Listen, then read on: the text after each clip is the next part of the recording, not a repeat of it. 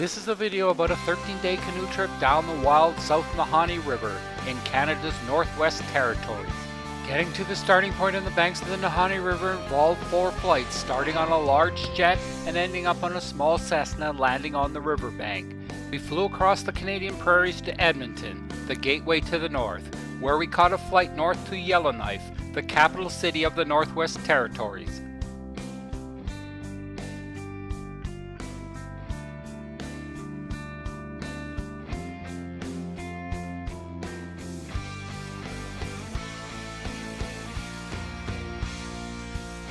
The Yellowknife Airport is home to many water bombers that are busy during the forest fire fighting season. The airport is also home to Buffalo Airways, an airline that was the subject of the popular history television reality series named Ice Pilots NWT.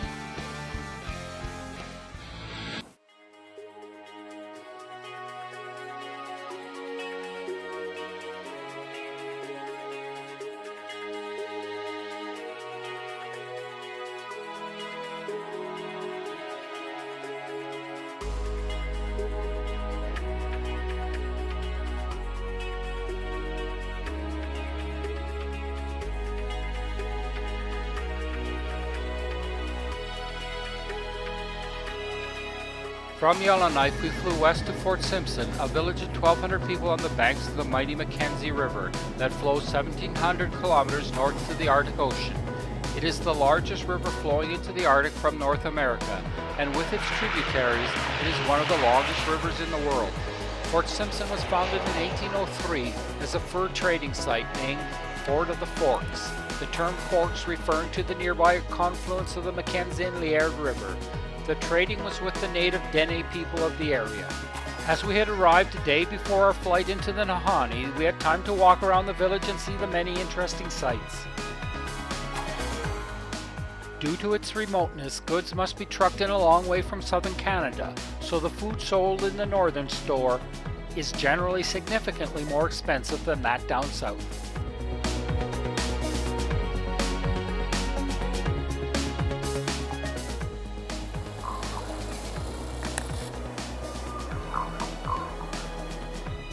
As Fort Simpson sits on the banks of the Mackenzie River near the forks of the Mackenzie and the Liard Rivers, there is a lot of activity on the water, ranging from boats speeding along to float planes landing, docking, and then departing. The Mackenzie River is known as Des Cho to the native Dene people, and it serves as an important highway for them.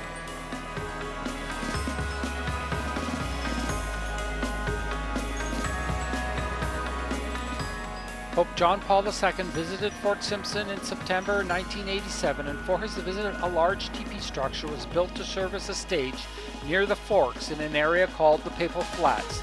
He commented on the rebirth of native culture and traditions and urged the native peoples to use their talents to build up the church amongst their peoples. Fort Simpson serves as the main gateway to the South Nahanni River, with access provided by a fleet of small aircraft, both on wheels and on floats.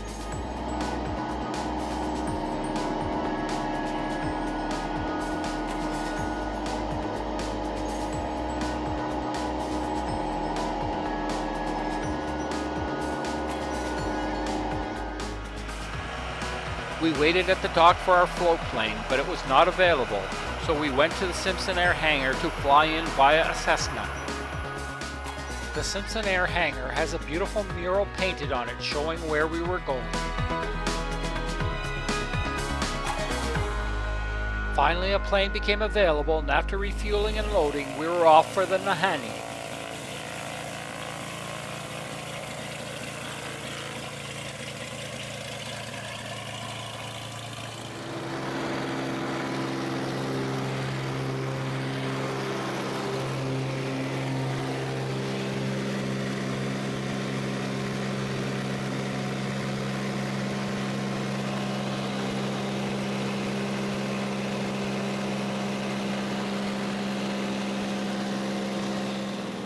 The South Nahanni River is one of the prime wilderness rivers in the world. There are few traces of civilization along the river, including zero light pollution, which, given its northern location, makes for potentially excellent northern light viewing conditions. Leaving Fort Simpson, our small Cessna flew low over a seemingly endless series of mountain ranges towards the upper Nahanni.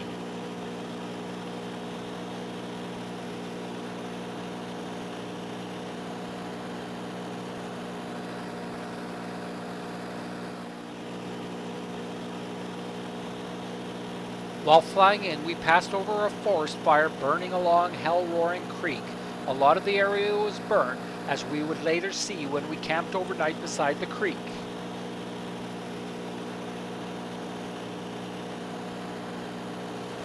Our Cessna landed on a gravel bar named the Bunny Bar, alongside the Nahanni where our canoes were cached.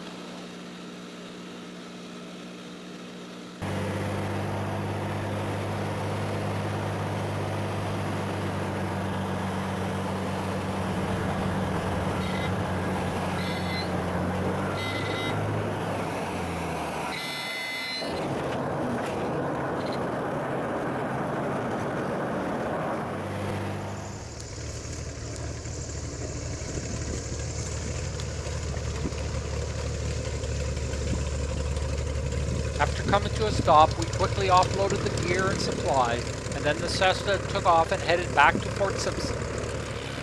With the departure of our plane, we were on our own, and our canoe journey down the Nahanni started.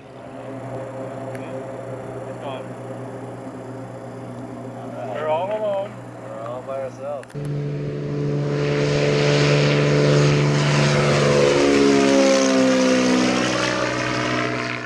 Once the 4 canoes were loaded up and the loads tied in, we set off on a 13-day canoe trip down the Nahanni that covered some 330 kilometers. Due to our late flight in, we only got on the river at 8 p.m., but fortunately sunset wasn't until 10 p.m., which enabled us to get to our campsite near Rabbit Kettle Lake, where we'd spend 2 nights so we could visit the Tufa mounds.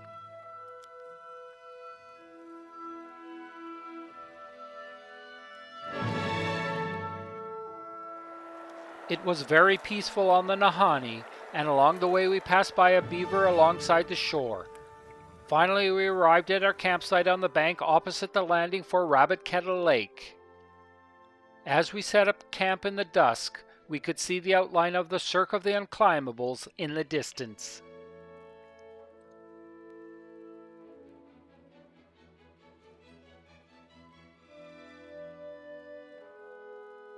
The forecast of aurora activity during our 2-week trip down the Nahanni varied from low to high.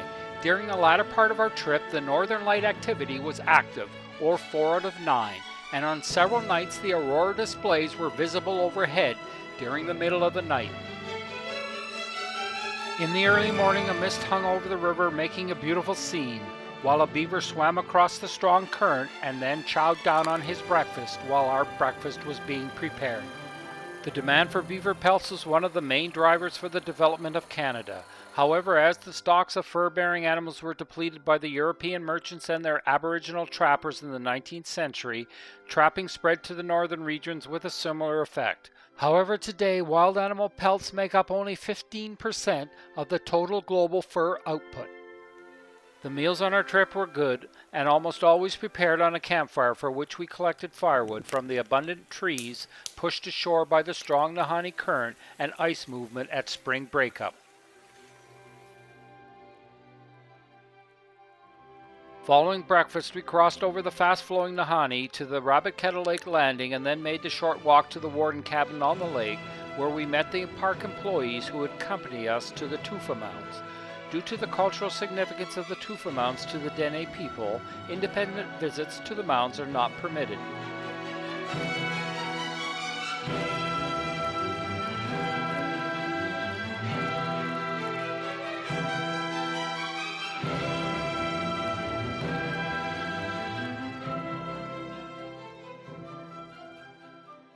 It took us about 7 hours to get to the mounds and back to our campsite, as we made a leisurely walk to the mounds with lots of stops as the park employee pointed out various features of nature along the way.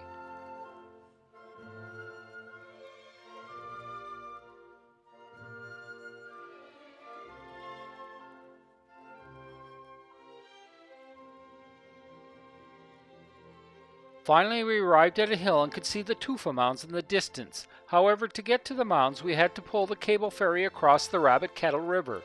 The cable ferry was newly opened and had enormous friction due to a poor design. It was supposed to require one person to pull the ferry across, but the friction meant that it took us at least 4 people to actually pull it across. We've got to encourage the pullers.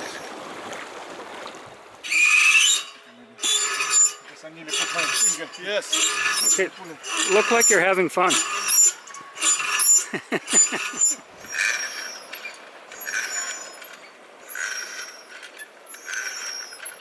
Because of the fragile nature of the Tufa, we had to remove our shoes and walk either in socks or bare feet. The park staff showed us how to make an offering of tobacco for safe travel before we ventured out on the mound. Tufa mounds are created by the precipitation of dissolved minerals, primarily in calcium carbonate from thermal spring water. The hardened calcium carbonate is a variety of limestone called tufa. The large Nahanni Tufa mound is 30 meters high, 60 meters wide, and is believed to be about 10,000 years old. The mound is covered by a sprinkling of small tufa rock that made walking on the tufa without either shoes or socks very painful. So painful, in fact, that I was hesitant to take a step, knowing the pain that would follow.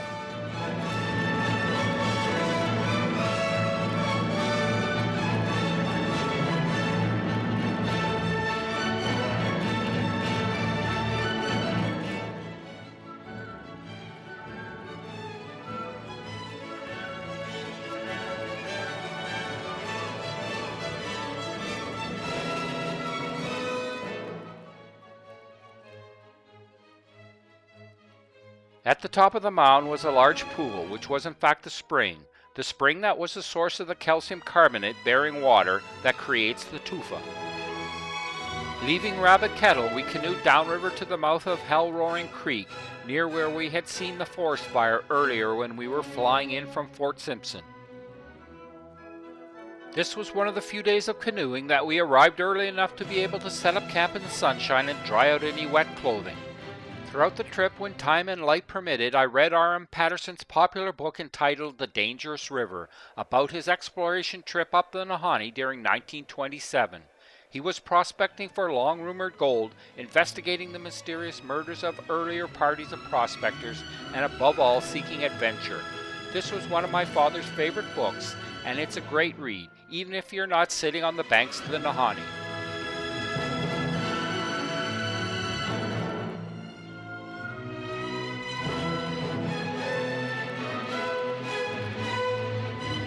This day of paddling would take us to a campsite closer to Virginia Falls, and we experienced for the first time the very changeable nature of weather along the Nahanni. Sunshine one minute, then rain the next, followed by sunshine again. At dawn, the campsite was nicely illuminated.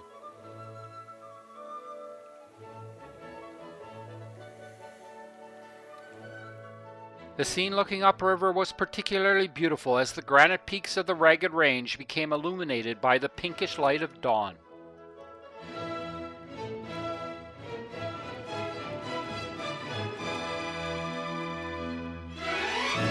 Soon the pinkish light of dawn was replaced by the golden light of sunrise.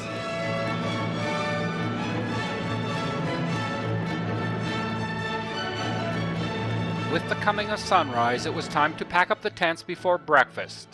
Following breakfast and the wash-up of the dishes, it was time to load up the canoes. Immediately after leaving the campsite, we passed by the large area burnt by the Hell Roaring Creek forest fire, and a burnt smell hung in the air. We rafted together for a floating lunch under a warm sun. Overall, this was another leisurely day of paddling through a beautiful countryside.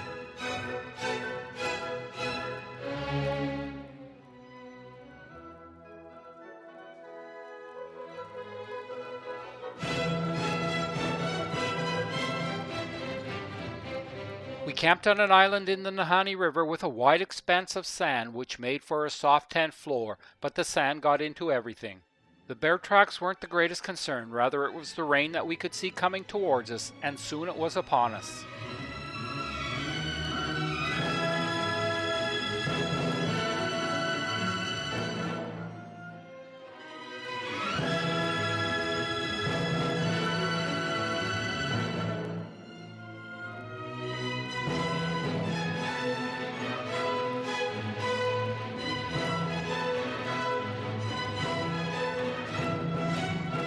This day we made the short paddle down to the campsite at Virginia Falls. In the morning, an early riser was treated to a wonderful dawn as the clouds over the mountains glowed bright orange, pink, and red.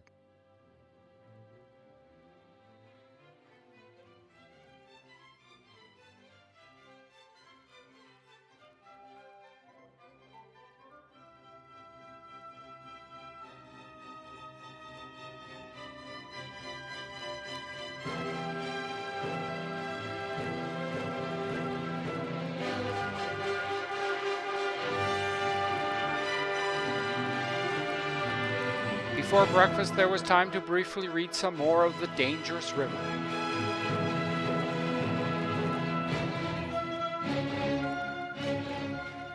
Following breakfast, it was time again to load up the canoes.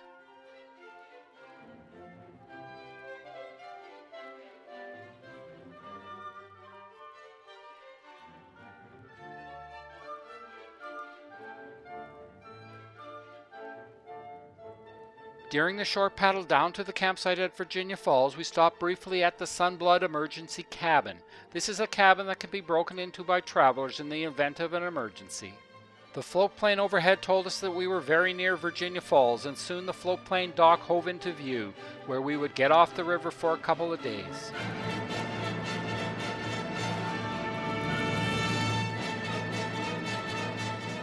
Apart from carrying the camping gear up to the campsite, we had to put the canoes up on the storage rack. As the area has muskeg, Parks Canada has constructed a long boardwalk from the floatplane dock past the campsite to Virginia Falls. Virginia Falls is a popular site to see for day trippers who fly via floatplanes from either Fort Simpson or the Yukon.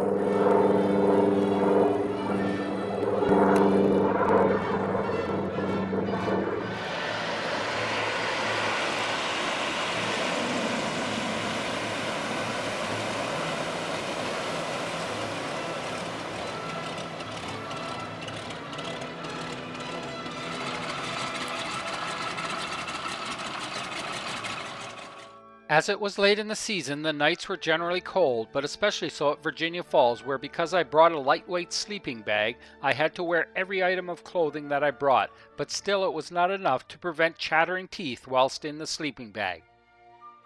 From the campsite, it is but a 15-minute walk to the spectacular view at the lip of Virginia Falls.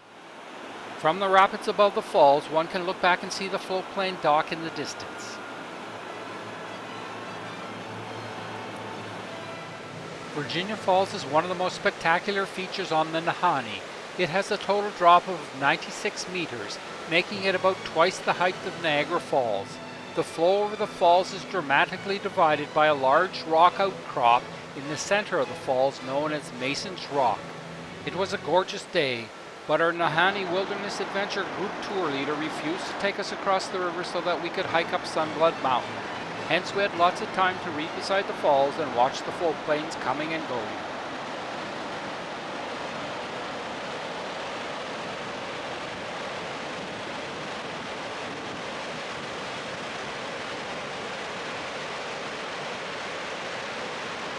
From the lip of the falls, there was an excellent view down to where we'd have to portage to continue our journey downriver. At the falls, there was the opportunity to make a traditional Indian offering of tobacco to the river for safe passage.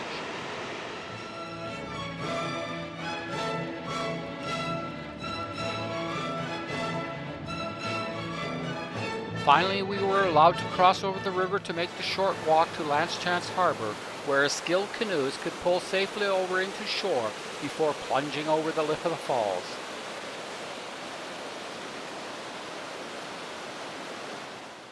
The first night of Northern Light viewing was at Virginia Falls when the activity was moderate, or 3 out of 9.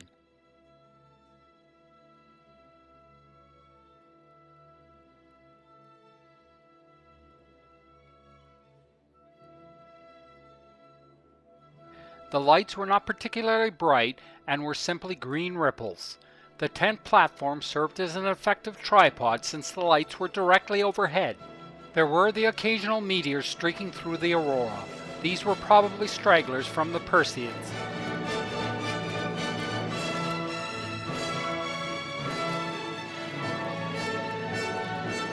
In the morning, we portaged around Virginia Falls to its base, after which we continued our canoe trip downriver.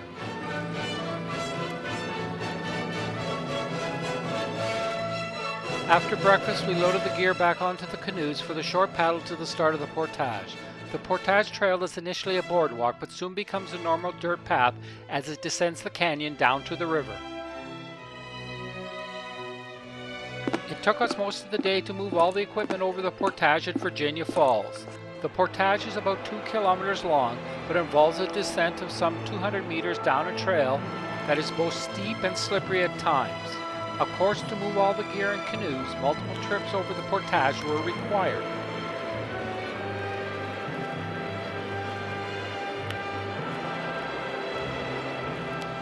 Once the portaging was over, there was time to walk almost right up to the base of the falls, although the riverbank is very rocky and the spray from the falls makes it pointless to walk too close.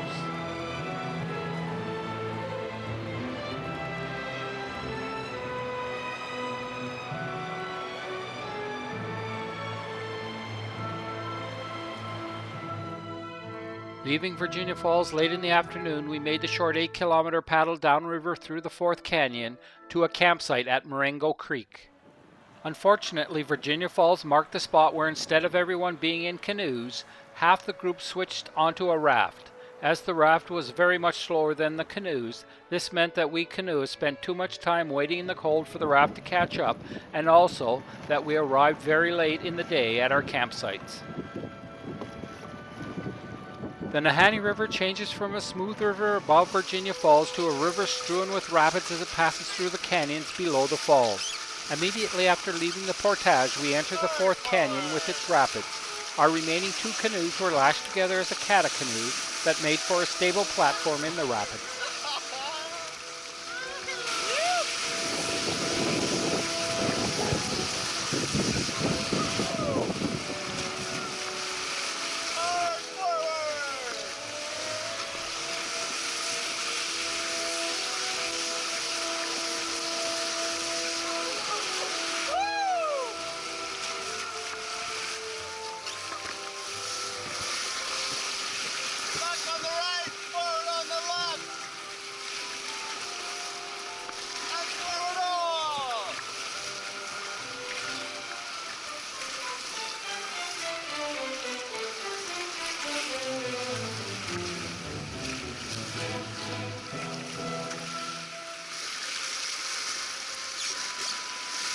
The campsite at Marengo Creek was very rocky, so demanded great care to avoid stumbling.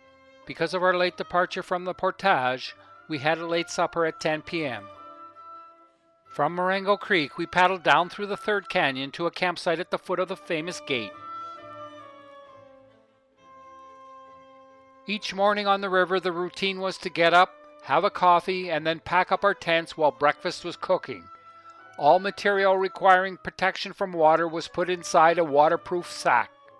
Breakfast varied from day to day and included biscuits cooked on our campfire.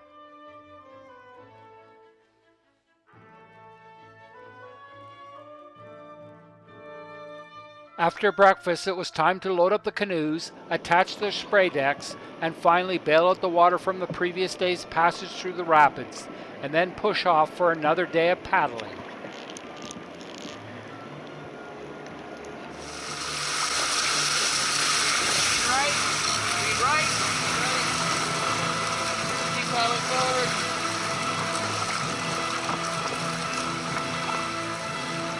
Good Lord, they're far back. And push off, guys, push off. And forward paddle, guys, forward paddle. Just push off, yeah. Forward paddle, guys.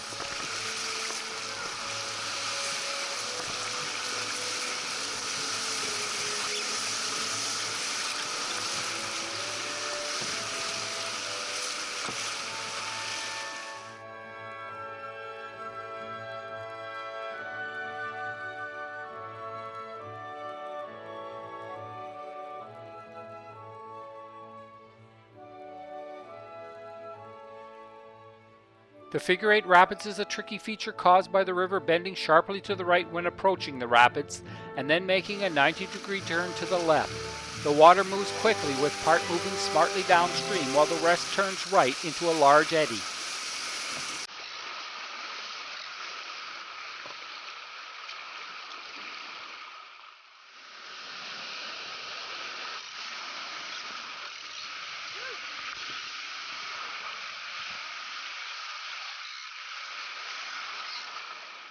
The third canyon is 40 kilometers long with softer limestone in places that gives rise to vertical canyon walls, such as at the gate. We camped at the gate where the river makes a sharp hairpin turn and flows through a narrow gap that is flanked by vertical walls 460 meters high.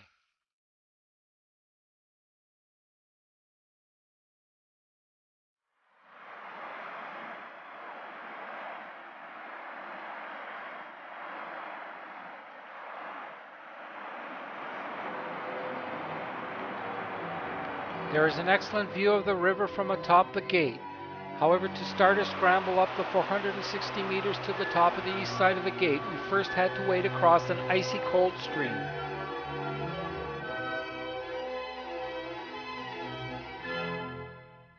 After scrambling up the loose rock, we arrived at a small outcropping on the side of the cliff to which we could hang over and get an excellent unobstructed view some 460 meters down to the Nahanni River.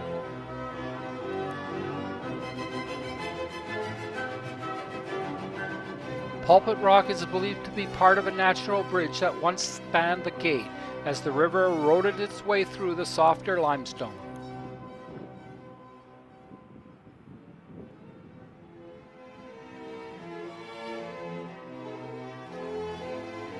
Leaving the gate, we paddled down through the rest of Third Canyon and then through the Second Canyon into Deadman Valley, where we camped. Within minutes after setting out, we floated through the gate with its towering vertical cliffs and prominent Pulpit Rock.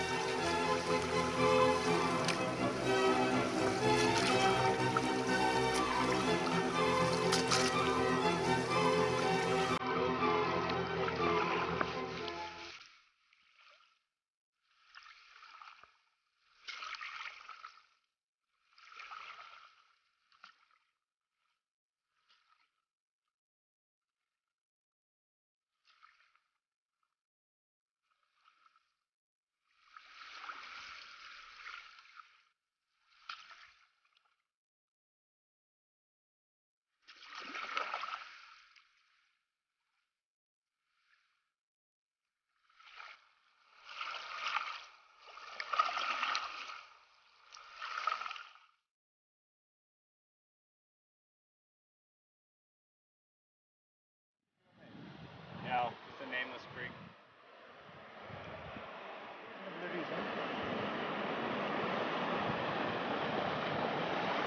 Although the raft started up before us, it wasn't long till we passed by it and got well ahead, so again we had to pull over and wait for the raft. Fortunately, it was sunny. The third canyon ends near the Big Bend, where the river makes a 180-degree turn, shortly after which the second canyon starts.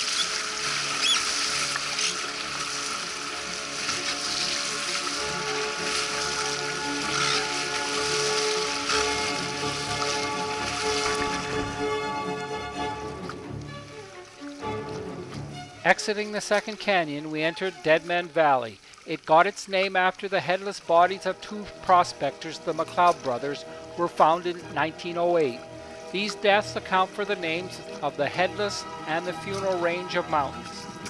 We camped across the Nahanni River from Headless Creek, where the headless bodies of the McLeod brothers were found in 1908, and the legend of the Headless Valley was born.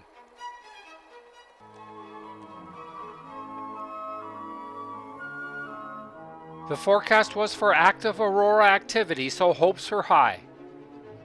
With the northern lights active, all that was required was the will to get out of bed around 4 a.m. and spend an hour or two viewing them as they danced across the sky. The sun set near 10 p.m. and there was no artificial light pollution. Fortunately, even though there was a full moon, it set before 4 a.m. on the clear nights. Leaving our campsite, we canoed down through Deadman Valley and through First Canyon to Lafferty Creek, where we spent 2 nights.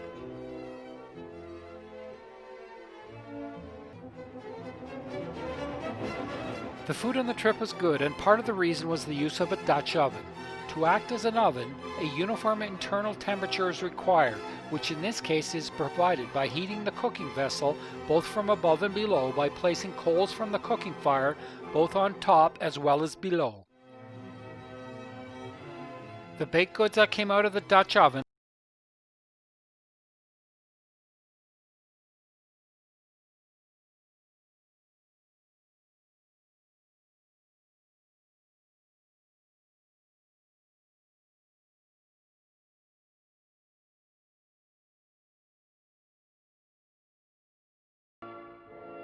a short distance away from the Deadman Valley Warden Cabin is the first of 2 paddle cabins where canoeists traveling downriver have left commemorative paddles and other objects to mark their passage. Some of the paddles are very well done.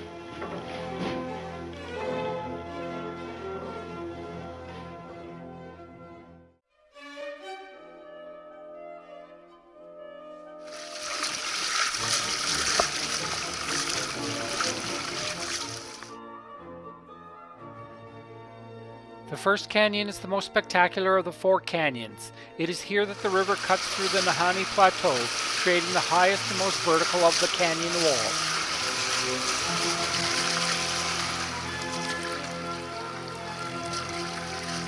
Just shortly after the start of the first canyon is George's Riffle, which is a class 2 or 3 rapid depending on the height of the river.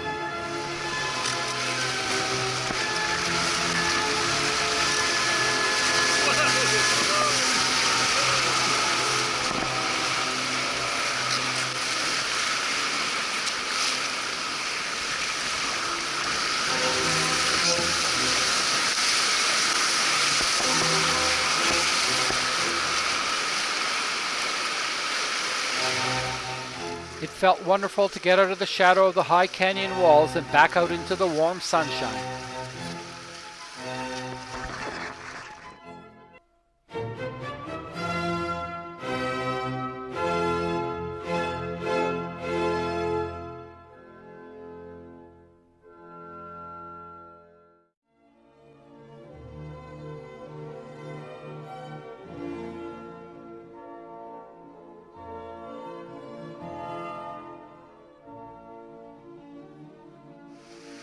After lunch we started paddling again and were soon well ahead of the raft, so we had to pull over by a small creek and lounge around till the raft finally caught up.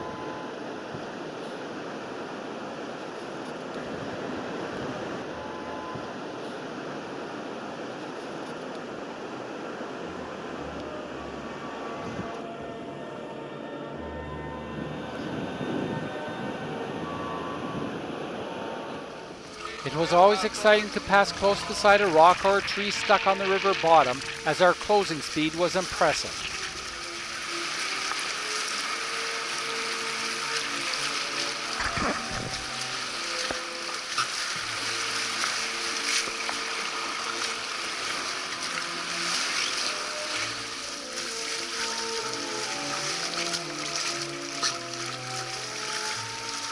When setting up camp at Lafferty Creek, I put my tent on the rocky ground with rocks holding down the tent pegs. Unfortunately, a strong microburst knocked over my tent and set it flying towards the river, but luckily it was caught before it blew out onto the river. We hiked up Lafferty Creek to where it narrows between towering walls. There were lots of interesting rocks to be found, even if one wasn't a geologist.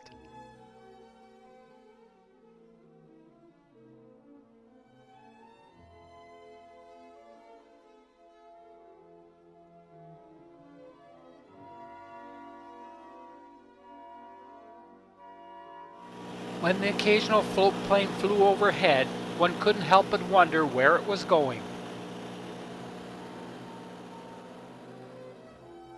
Given the high canyon walls, the sunshine disappeared early in the afternoon and the temperature dropped significantly.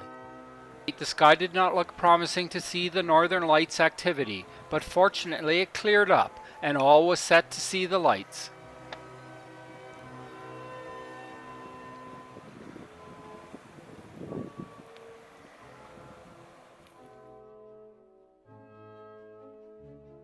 Again, the aurora forecast was for active aurora activity, but the skies had some clouds, so the prospects were not certain.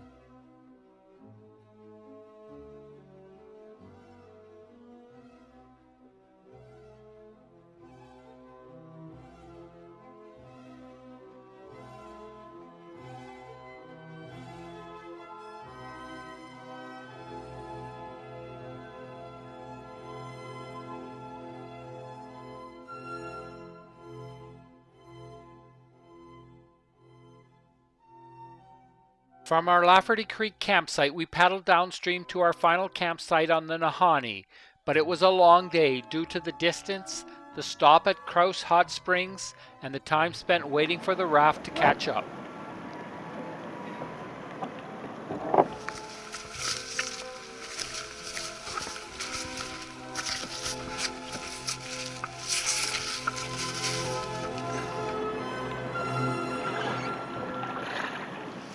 The final rapids were Lafferty's Riffle, which was just downstream from our campsite.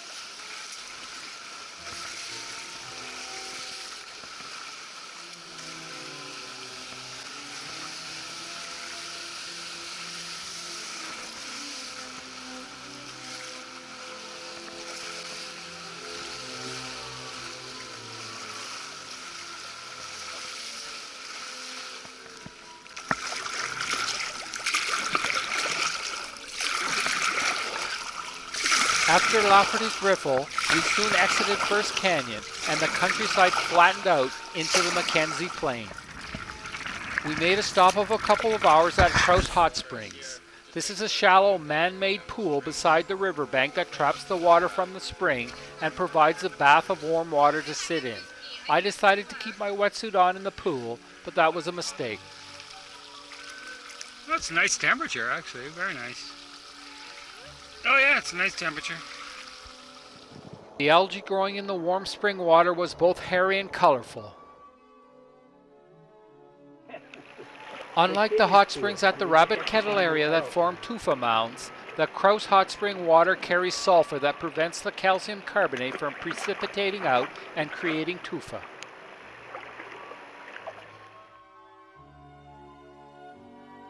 Tatiana and Alex, the Russian couple in our group, carved a paddle and left it amongst the others in the cabin. The paddle cabin is in one of the old outbuildings built by the Krauses, a pioneering couple in the Nahanni area.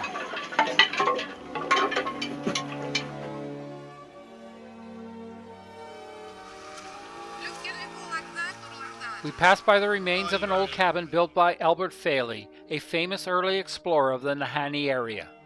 It was a cold, rainy day, and after leaving Kraus Hot Springs and paddling for several hours, we passed the park boundary. However, as several people were very cold, we had to stop and allow people to warm up around a fire and to put on a change of clothes.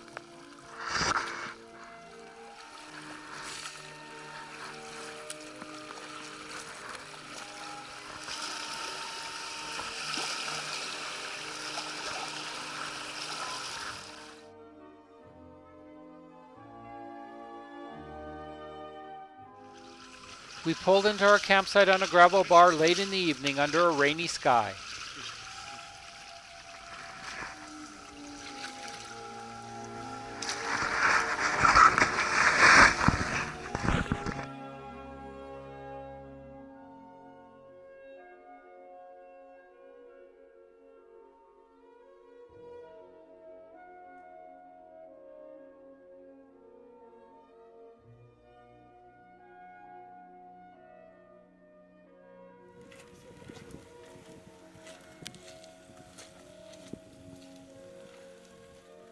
Alas, although the aurora forecasts were still favorable for our remaining nights, the cloud cover did not lift to reveal any more northern lights.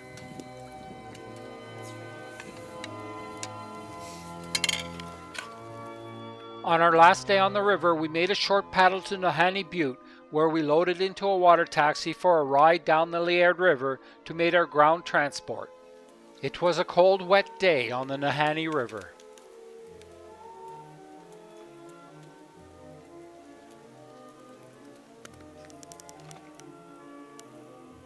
Packing up the wet tents in the morning was unpleasant due to the wet sand that was stuck on everything and roughed up the hands as the tents were stuffed into their bags. We paddled by some bison along the shore. Wood bison from Elk Island National Park were released in the vicinity of Nahanni Butte to establish a bison population free of bovine tuberculosis and brucellosis. Once again, the canoes were well ahead of the raft, so we had to stop, but it was too cold to stay in the canoes, so we got out on a wide sandy shore and looked for animal tracks in the wet sand.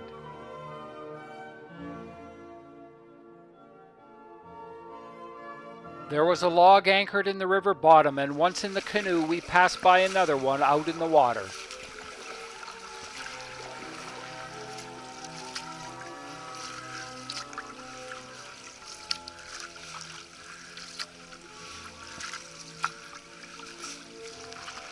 The changeable Nahanni weather was at it again as liquid sunshine poured down upon us. The leaves turning and the geese migrating meant that the season was turning to fall. Our Nahanni River canoe trip came to an end at the hamlet of Nahanni Butte, located at the confluence of the Liard and South Nahanni Rivers. Nahanni Butte's population is only about 100 people, mainly Dene. There is no road access until winter, when the Liard River freezes over and an ice road is constructed. A walk around the hamlet was rewarding, as there were many old log buildings to see.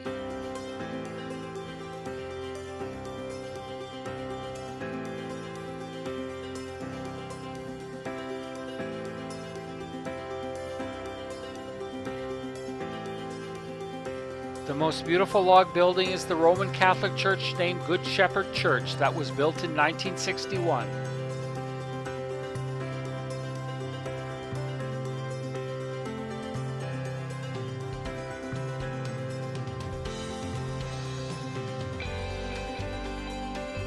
It was cool enough that the heating season had already started as the geese migrated south overhead. After the raft arrived, we offloaded the camping equipment and then dismantled the raft.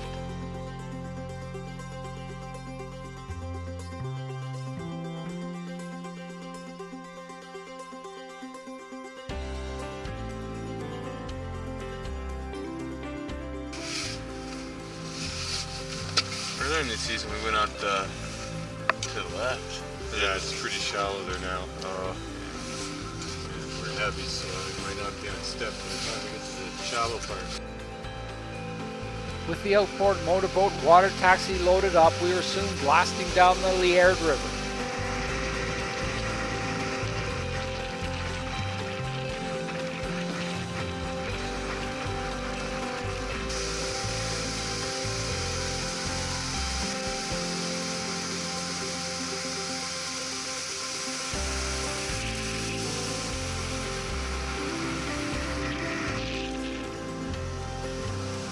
We flew down the river and were soon at the landing site, where we loaded everything onto the ground transport and then drove to the Blackstone Territorial Park. 13 days of canoeing had taken a toll on my hands. At the Blackstone Territorial Park, we camped out for the final night, but this time beside the mighty Liard River and an ominous sky rolling our way, bringing rain.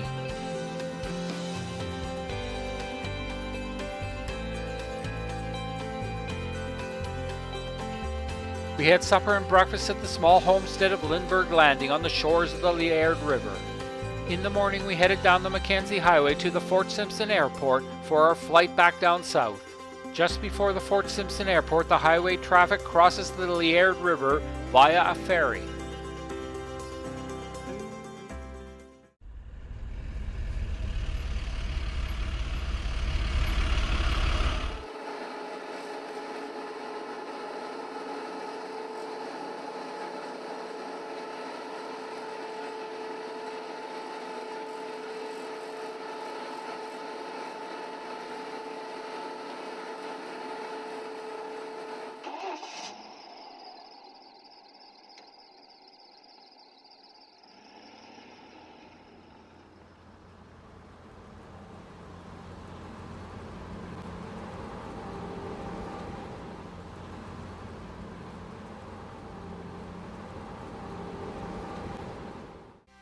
The check-in at the Fort Simpson airport was very casual, with none of the typical invasive searches.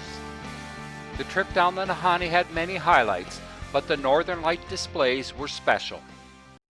Take me somewhere nice, to some tired island in your heart called paradise.